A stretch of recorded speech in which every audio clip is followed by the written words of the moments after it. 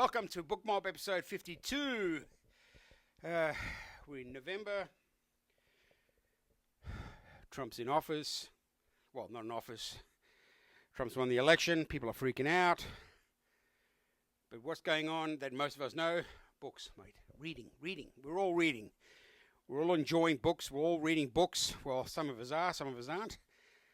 And this show is made for those who like to read, enjoy to read, find solace in reading, information, entertainment, joy. There's so many good things about reading, and look, this show has very, very limited reach. I think my last episode 51, an election special, got 6 views. Wow!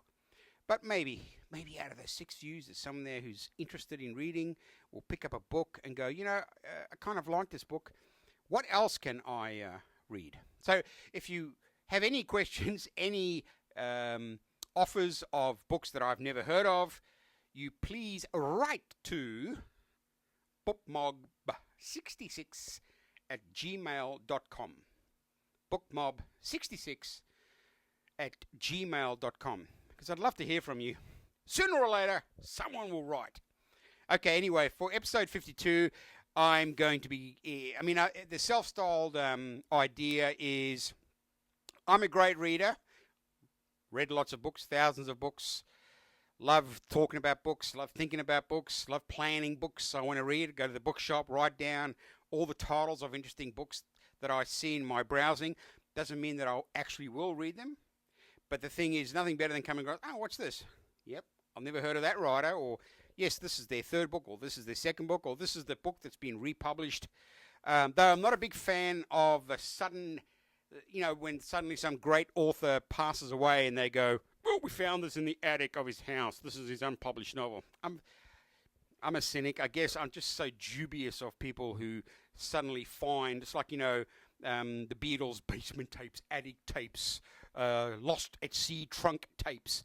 So there's always, whenever someone's famous, well-known, suddenly they find these, these brilliant books. Suddenly, I've been lying in a trunk, in a cupboard, in a brothel or something for the last 45 years, and here it is. But anyway, that's beside the point. The topic for today is I'm a good reader, but what do I really want to say?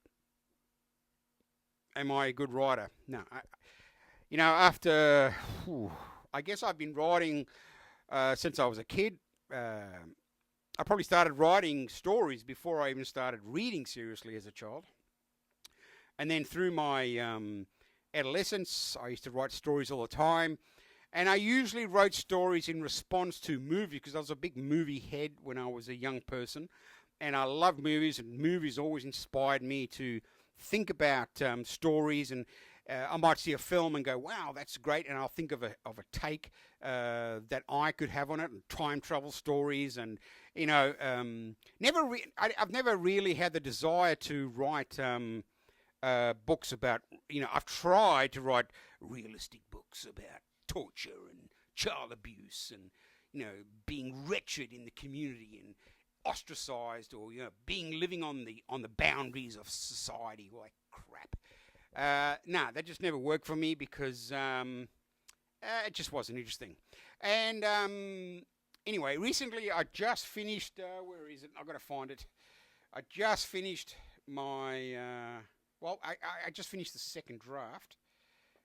Here it is, of my science fiction novella. Novella is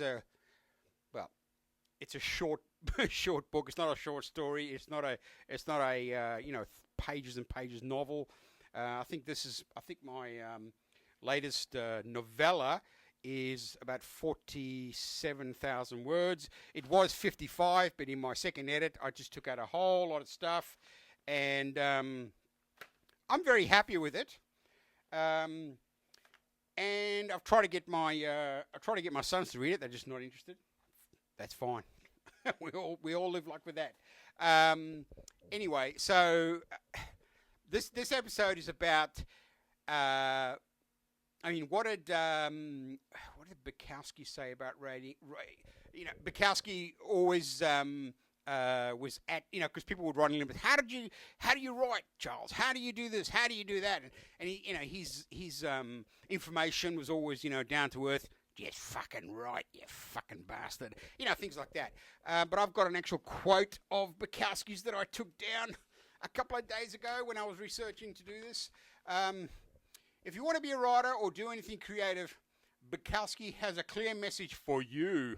And I guess this means me.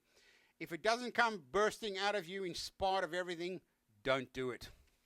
I can't, you know, the funny thing is I do get that. If you're, it is a sense of while you're actually doing it, the actual initial creative outburst, will you stick with it? Will you do it night after night? It's all well and good having 1 or 2 hours or even 3 hours of actual inspiration, but it's hard, boring work. I mean, I'm a, you know, look, I published, self-published one short, sort of, I don't know, flash fiction book that I think this is 2022 now. It's 100 stories of 100 words, and I think I sold about 23 copies. Yeah. But anyway, that's not the point. Please believe me, it's not the point. Because when you go to, just say you go to a bookshop and you see all the books for sale, all the publisher, all the titles, all the writers, there's thousands of them. Go to like a second-hand bookshop and you'll see thousands of more writers and thousands of more books of people you've never heard of. So if you want to write and you set out with this idea that I'm going to write and I'm going to make money, I'm going to be famous, I'm going to be well-known, I'm going to crack culture, I'm going to be the person in charge of how people think for the next 2 seconds, forget it. There's thousands of people lined up in front of you. So, and I'm only saying that because I did suffer from some of that that propaganda about cultural sort of hammers who come along and say, this is the novel that's going to change everything. Nothing, it doesn't. Nothing, you know, no book changes anything in a broad scale. It changes individuals. I really do believe that. I think you can pick up a book you've never heard of, a writer you've never heard of, and read it and go, wow, that just, something's happened to me. I'm transformed. And again, you can be transformed by one book and 3 people down the road go, this is the most boring book I ever read. So it's so subjective. And that's great, isn't it? So once I mean, would I say I'm over the desire for readers and fame and fortune? I'm not entirely over it, because that is still a sort of selfish desire for someone to say, you know, I read Gary's latest science fiction novella and it's fucking brilliant. Of course I mean, that's just a natural human trait to want to, you know, produce parts of culture and have some recognition. However, we've got to understand that, you know, you're competing with thousands upon hundreds of thousands of people, billions and trillions of words. And I'm just trying to say, okay, the best thing that we can do for ourselves as writers, not as readers, this is not about reading, this is about writing, is that we can say, I like reading. Let me give writing a go. Now, many years ago, I think 20 or so years ago, or 50, I don't know, 50 and 20 years ago, Stephen King released his own personal view of, you know, it was called Stephen King on Writing. And I remember buying that book as soon as it came out, because even back then I wanted to be a writer, and I thought, the American storyteller, he must have insights into how you know, blockbusters, blah, blah, blah. But the funny thing is, when you read the book, you suddenly realize, oh no, writing is hard work. It's a discipline. It requires so much more than talent. It requires so much more than a good idea. It requires so much more than the time in order to do it. And he talks about how his personal style of writing, he said, never do this, don't do that, do this, all these lists. He had these, you know, basically he went through listing of what he would do, or what he thinks that a young writer or a new writer or any writer should do when they're starting out. He's a big fan of the active voice. He doesn't like people writing in the passive voice. And I think that whole active-passive thing has really been taken to ridiculous extremes. If you can write it and you say it, you write it and say it the way you think it and feel it and put it out there, I think people will just, whether it's active or passive, I really think is, I don't know. I mean, you'd have to prove, go, oh, only active narratives work. The active voice is far better than the passive voice. No, I don't think so. I think the active voice is very popular because most authors use it. However, the passive voice is just another means of telling a story a certain way at a certain time. Obviously, if you write a novel and take it to a publisher and they say, well, the story, blah, blah, blah, but we want you to write it in an active voice, you'd be stupid to say, no, I'm not doing that. I think you should do it and do whatever they say if you want to get started. If you want an agent, if you want publishing houses to come across to you and say, yeah, we appreciate how you write, but this is the way we think books are better sold. Like when I go to bookshops, and I go to bookshops a lot, it's one of my fun things to do. I look at people, I always stare at them when they pick up a book. I like to get their instant recognition. They might recognize something in the book they've picked up because, again, human beings are as diverse as books to be read. And I always imagine people who are, like you see the arty types walking around bookshops with, they've got the over shoulder bag, and they've usually got a pad and pencil, or with yellow and red hair or something, and you think, oh, that person's trying to be creative, and obviously they are at the bookshop to find books that might inspire them to read, to enjoy, but also to get them sitting down on their butts every single day and writing out and bashing out words. Now, there's some terms that I've heard in all the reading and I've bought loads of books on how to write blockbuster, how to write a novel in 40 days, how to use plot, I've just got title after title after title. I actually enjoy reading those books because you can never really use them. Again, it's more like having a lecture and you listen and you hear certain things that ring a bell with you. However, again, what we're talking about is you sit down with your computer and you say, I've got this idea for a story, and you write it out. You keep writing, come up with characters, and we could go in, anyone can say, why is this book popular? Why is this character the way the author writes his books? Why are they so popular? How come this book is so readable and this book is not? And obviously I don't know the answer, because if I did, I wouldn't be doing this. I'd be being interviewed by the New York Times or the New Yorker magazine. But what I'm saying is that I read a lot of books. So what I'm saying is I read a lot of books, and then I always in my head I go, well, if I understand and enjoy and I'm entertained by books, how do I translate, how do I turn the machinery of reader into writer? And after years and years and years and years of writing short stories, novels, I've got 5 novels piled up here that are all first draft, because I just wrote them at the drop of a hat, and then when I went back to read them, I didn't like them. I could see all the cliches that I use. I could see all the what do they call it? There's a word. I used to use this word a lot when talking to people about scripts. Oh, that was very blah blah blah. Not derivative. Yeah, well, derivative would be one of them. There's so much exposition in my working that it stinks like a pigsty, and you go, when I was writing it, I really thought I was on top of the world, Ma. And when I was reading it back, I say a day or 2 days or 3 days, even a month later, I go, man, this is just garbage. Who's going to read this? No one's going to read this. And with my latest book, which doesn't have a title as yet, I've been on and off with editing this, and I finally, finished this edit last week sometime, and I don't know, a lot of work, a lot of effort, a lot of time, and then I go, wow, why doesn't it feel the same power, the same vibration of creative joy I got when I first wrote it? Why do, when I read it, do I go, what are you saying? God, look, that's so boring. And, oh, that character's name has changed. Why did I change a character's name? So you go, oh, okay, I can see why. It's very hard. Writing is very, very hard.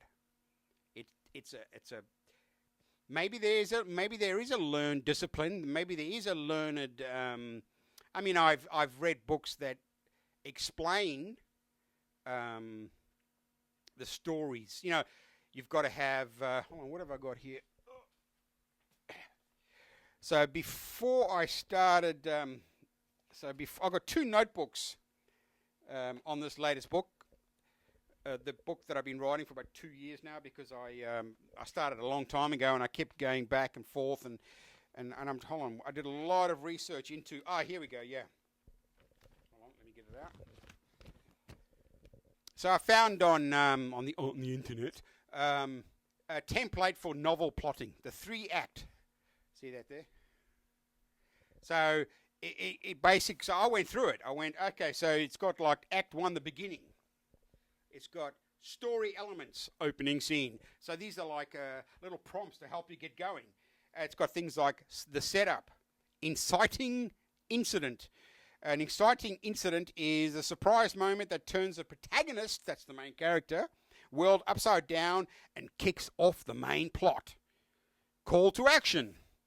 How do the actors respond to the inciting incident?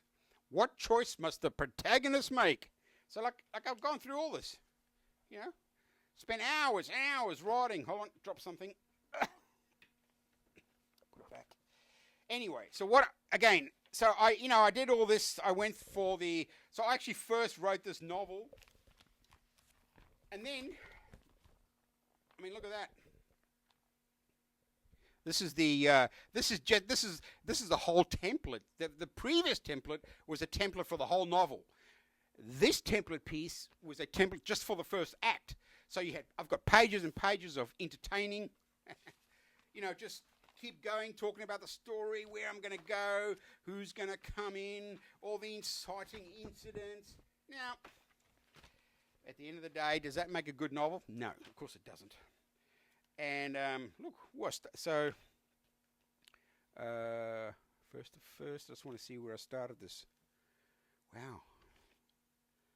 So my first idea for this book was back in 2020. So that's pretty huge. And now it's and then I started a second notebook in 2022, and that went through until I finished the book. I stopped writing in this book in end of 2023 because I put the book away. I put the I put the finished story away for about 8 months because I just couldn't stand it anymore. It was just driving me to despair, because you know, you read it and you think, oh, this is good, and then you read it and go, oh, this is crap. Anyway, so I've got I finally managed to find someone to read this version. The latest version, but she hasn't got back to me yet, so I'm very tender about it, because I guess maybe that's the problem. You don't want to give it to friends, because friends can't be honest with you, can they, really? You know, like they say, you're wasting your time, Gary, this is not good. This is so poorly written, you really are wasting your time. Fine. It's a hobby. Okay, then no problem. I don't have any illusions or delusions that this book is going to be the best-selling science fiction novel of 2025. No, of course it's not. I'd like it to be, but it's not. On the other hand, though, when I get back, hopefully my friend will read it and give me some constructive criticism. And this is the problem. You've got to be rough with people.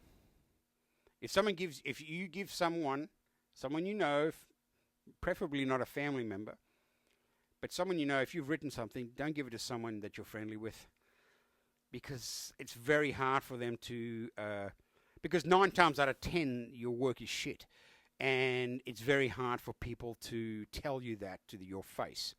On the other hand, if you say to them, look, I just need to know, because it helps me write another book. If I know what is not going on, if I know that you can say to me, Gary, this character, boring, this, you go, oh, you can turn that around as a positive thing and say, you know what, I'm so glad you told me that, because I had no idea. I had no idea that I couldn't put 5 words together to make a constructive sentence. So, if you're going to read, good, that's fun. But most readers have a sense of wanting to write. Even if you're not a writer and you've never thought about it, there's that part of you goes, oh, I'd like to create a story.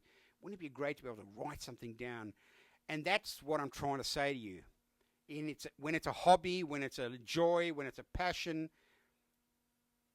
and you go through the roller coaster of feelings. But if you finish it, if you actually go from A to Z, if you finish your story, man, that's a great feeling. It is. It's such a good feeling.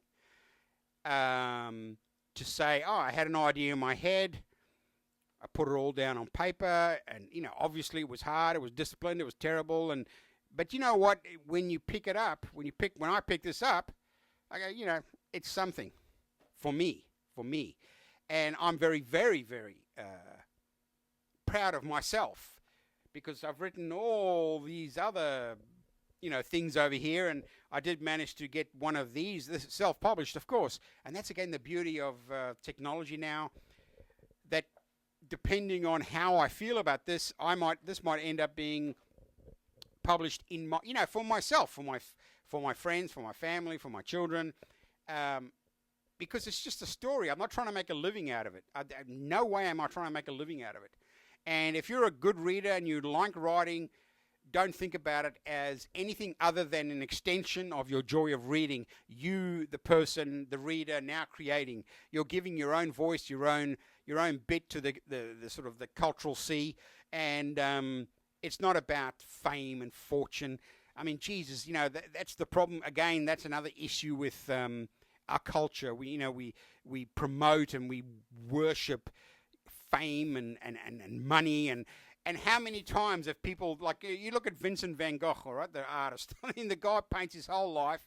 Everyone treats him like shit. Everyone looks at his work and goes, this is crap, and blah, blah, blah, give it up. He ends up killing himself. And then what happens? He becomes one of the most famous artists in the history of the human fucking race. For God's sake. I mean, all those people that rejected him suddenly went, oh yeah, I've got Vincent Van Gogh, he's a genius, he's brilliant, and the world is filled with, especially corporations are huge on that. See, a corporation can afford to flick writers away. No one will read this, no one likes this, no one wants this, because they can afford it. And some poor bastard, does himself in because, he spent 30... And I'm talking about myself. No, I'm fine. No, it's not me. I'm talking about other people, who write books and suddenly, when they pass away, everyone goes, oh, look at this genius. We should read what was happening, blah. So, again, what I'm saying is those people at the forefront of the publishing industry who pick and choose the books that the majority of us get to read from mass publishing and mass distribution of novels, great, because inside there are brilliant books with great writers. But I'm telling you, there are thousands upon thousands of other writers who are writing their hearts out who will never be read. And then out of all that, there might be a couple who, after 20, 30 years of writing a book, will suddenly have someone go, oh, I don't mind this. I mean, Bukowski is the same. He worked in the post office like 20 years. Busting his ass writing. He was he loved the craft of writing. And he just sat down, he worked his guts out in this job that he didn't like and worked with people that he didn't like, and he put some of those people and some of those feelings into his novels. And I've read most of Bukowski's stuff. I've loved his poetry. I've read his letters. I've read his novels. And I mean, he's a fascinating character. And also, by the time he was old enough to be received into the world of the literati, he just poked fun at those motherfuckers all the time, because he knew, he said, you people were pissing on my work 10 years ago. Now here you are banging on my door so you can get an interview for your stupid magazine, whatever. So what I'm saying is Bukowski is like, to me, Bukowski is the hobby writer who just stuck at it, worked his guts out in a very banal job that he just did because he had to pay the rent, and yet he wrote all the time. I mean, I do nothing like that bloke. I mean, that guy has written non-stop. He just wrote non-stop, and he was just filled with he was possessed just to write stories. And he sent his stories off to hundreds. And this is he was living in a time when there were opportunities for people to, in small magazine, in journals, for people to send. You could send your stories in, and people would pay you $5. And even then, he had a lot of trouble. It took him years to find a circle that appreciated his work on that very small level. But he stuck at it. And when he had his when fame and fortune came to him, he didn't waste any time pissing into the mouths of these people that gave him, the literati, the world of the literati, with their fucking book shows and their book festivals and their, and all their prizes and all that. He just mocked the shit out of those people because the majority of them, they didn't write either. Most of those people are just, the critics don't write. So I mean, to me, Bukowski is the chief busting your ass writer who wrote because he was possessed by the desire to tell stories. Took him years and years and years, and finally someone picked him up and said, you know what, there's something valuable in this. And then as soon as that happened, all the people that just shit on him for 20 years with his work suddenly went, oh, this guy's a genius. And he laughed at he used to go on TV and he'd drink out of bottles of wine and that. I mean, he was just taking the piss out of the people who he hated. Well, not hate, who he found were always in his way, because he always wanted success. Bukowski always said that he always wanted people to like his work. He always wanted to prove to, the world that I've got something worth saying. All right, anyway. Just went off on a bit of a rant there. So anyway, at the end of the story, this episode, I should say, episode 52, if you're a reader, great. If you're a secret reader and a secret writer, good, just write. Enjoy yourself. Write your stories. You also know that you can get yourself self-published. It doesn't cost that much money. You can do it. You can have someone edit your work. You can get professional people to make your covers, your book covers. You just go to Fiverr, Taskmaster. You'll find people who have got a lot of skills, and you just, you'll pay an amount of money, and they can help lift your own book from the mediocre sort of hobby that you're at, and give you something, with a bit of merit, something that you could say, you know what, I think this is good enough to rewrite, or this is good enough to re-edit, or this is good enough to publish, or this is good enough to say, you know what, I finished that one, I'm going to do another one. So I'm a big fan of people just using their own creative juices to say and do what they want.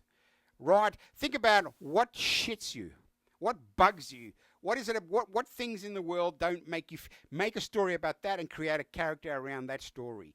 Find something that sort of drives you nuts, and if you fantasize, how would I fix this if I was in charge or whatever? Just start there. Anyway, it's been a great episode for me to be able to expunge all my crap onto the literati. So don't forget. You can still buy this on Amazon, 100, flashy faction, if you want. No big deal. And hopefully in the next couple of months, I'll think about what I'm going to do with this thing. And other than that, I'll see you next week, or next episode, I should say, as soon as I think of something to tell you. Remember, bookmob69@gmail.com. You can send me letters, you can send me queries, you can send me wants and needs and desires for reading, for books, for bookshops, anything. Anyway, have a great week, and I'll see you on episode 52. Bye-bye.